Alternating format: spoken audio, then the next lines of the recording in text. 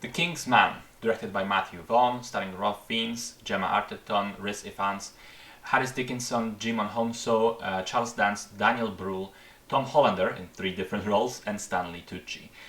So this is the 3rd part in the Kingsman franchise. The first 2 took place in the modern day, and this one is a prequel. It happens mostly during World War I and tells the story of how the Kingsman secret agency was initially formed. The storyline starts actually in 1902 Africa, and we meet the Duke of Oxford, played by Ralph Fiennes, who's traveling Africa with his wife and young son. And they're all pacifists and sort of philanthropists working with the Red Cross to ensure that all the necessary medical supplies get to the territories occupied by the British forces and the prisoners of war are treated rightly and so on. As that is happening, they are ambushed by some guerrillas, and the wife ends up being tragically shot. And as she's dying, she forces her husband to make her a promise. The promise that their son, Conrad, would never again see war, would never again be in mortal danger like this. The Duke makes that promise, and then we skip to 1914. The young son, Conrad, is now not so young, he's almost an adult, and he wants to see the world, he wants to explore various countries, different places, he potentially wants to go into the army, to also have adventures as well. And his father wants to hear none of that, he wants to protect his son still. As that is happening, we are watching the events unfolding that will eventually shape up the beginning and the later stages of World War I. And in this film, those events are all shaped by this secret cabal that's working in the shadows, which is consisting of persons, both fictional and real historical figures. Those would include people like Rasputin, Mata Hari, Gavrilo Princip, and eventually Lenin shows up as well. And there's like a secret villain that's pulling all the strings, and we don't know the identity of him until the very end. So amidst all this happening, Conrad, he wants to go to the war, his father doesn't want him, and then eventually things will somehow lead to the forming of the Kingsman Agency. Now, the first Kingsman film was very fun, it came out of nowhere, and it was very fun, adventurous, kind of over the top, very comic booky, which is no surprise because it was actually based on a comic book. It felt in some ways like James Bond on steroids, it was very entertaining in the way that it played fast and loose with the rules of the world. So I think it's one of those movies where the rule of cool is most prominent, which means that if something doesn't really make sense or couldn't happen in the real world, but it's cool, then it can happen.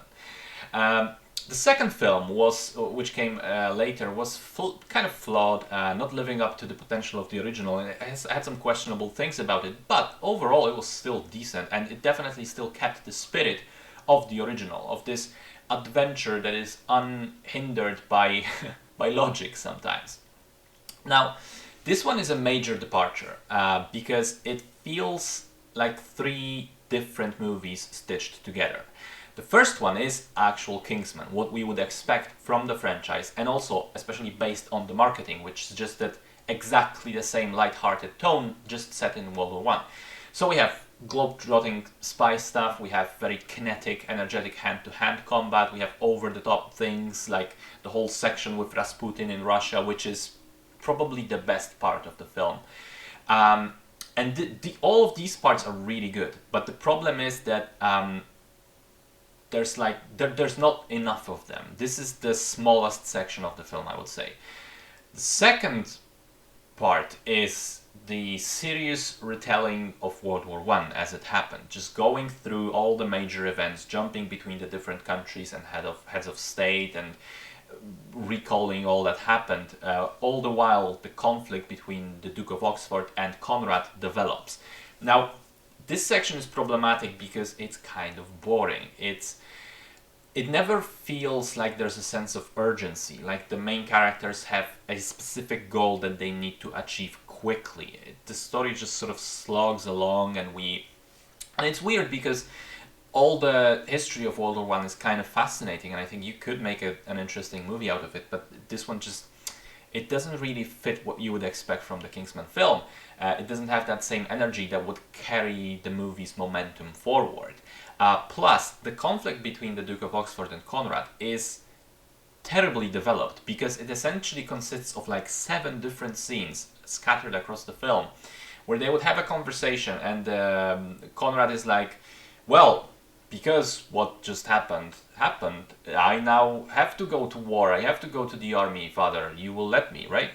And dad is like, no, I won't let you, and that's the end of it. And the same conversation happens 7 or 8 times, and at some point I was like, why are we still watching this? This is giving us no new information. This is not pushing the plot forward. This is just wasted screen time, because we've already seen this. We already know that those are the philosophies of the characters. There's no movement here. And then the third different film, which a part of is in here, is there's like this 20-minute section in the middle, which is lifted straight from 1917, and it's this serious, gritty, shocking war movie set in World War One. And that one, it's very tonally different. It's very serious, very kind of taps into the horror of war, and then it has the end of that plot line is very shocking, in a good way. I didn't see it coming. It's a massive surprise. I think it will kind of be, it will be surprising to the audiences, but it's also a clever subversion of a certain movie trope, which I will not talk about because that would be a spoiler. Now, here's the problem.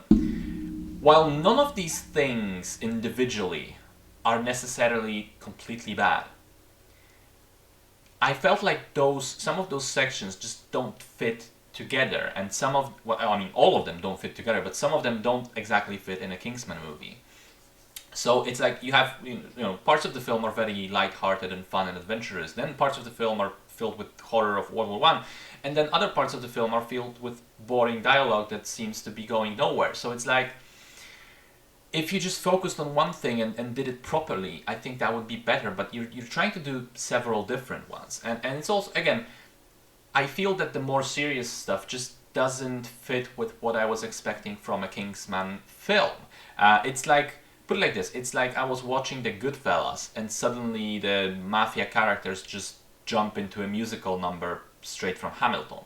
I mean, it's not that the musical number is bad. The song could be very good and they could be dancing very well and so on. It could be entertaining, but it's not that kind of film. It shouldn't be here. Now, there are also other flaws as well, even if we disregard the tonal inconsistencies.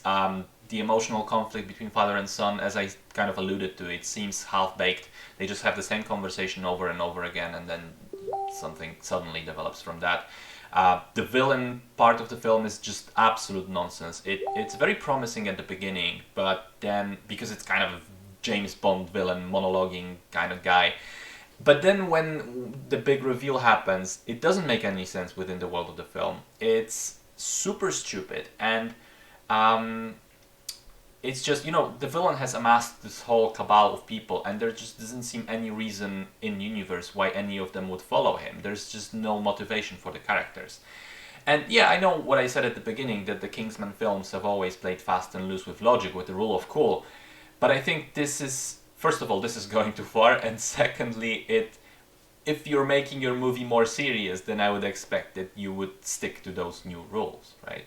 So overall, I have to say it's a very weird film because of how disjointed it is, because of how much of a tonal mess it is. There are parts of it where I went, this is really cool, I want more of this in a Kingsman film. There are parts of it where I went, this is really cool, I want more of it, but not in this film. And there's sections where I almost fell asleep. So, I mean, it's weird. It's just odd. It's like there are parts of several different, potentially good movies in here, but the sum total is just average at best.